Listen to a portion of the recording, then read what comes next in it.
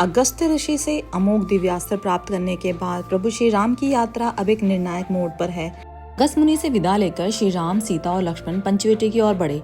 मार्ग में उनकी भेंट एक विशालकाय जटायु से हुई, जिन्होंने पिता दशरथ के मित्र होने के नाते माता सीता के रक्षक का वचन दिया। गोदावरी नदी के तट पर लक्ष्मण जी ने एक सुंदर कुटिया बनाई। पंचवटी के शांत वातावरण में जब श्री राम, सीता और लक्ष्मण निवास कर रहे थे, तब रावण की बहन सुपर्णखा वहां घूमते हुए आई। वह एक भयानक राक्षसी थी, लेकिन उसने अपनी माया से एक अत्यंत सुंदर स्त्री का रूप धारण कर लिया। सुपर्णखा ने जैसे ही श्री राम को देखा, वह उनके सौंदर्य से मोहित हो गई।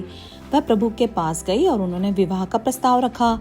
श्री राम ने मुस्कुराते हुए कहा कि वो विवाहित हैं और अपनी पत्नी सीता के प्रति समर्पित हैं।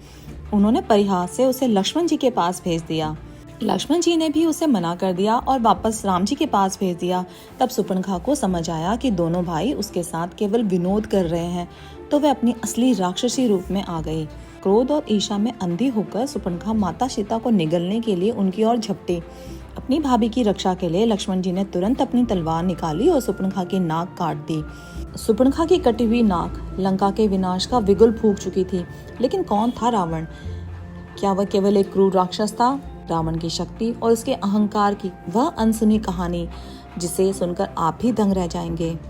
दशानन महाज्ञानी से महापापी तक का सफर अगले भाग में जुड़े रहें। जय श्री राम।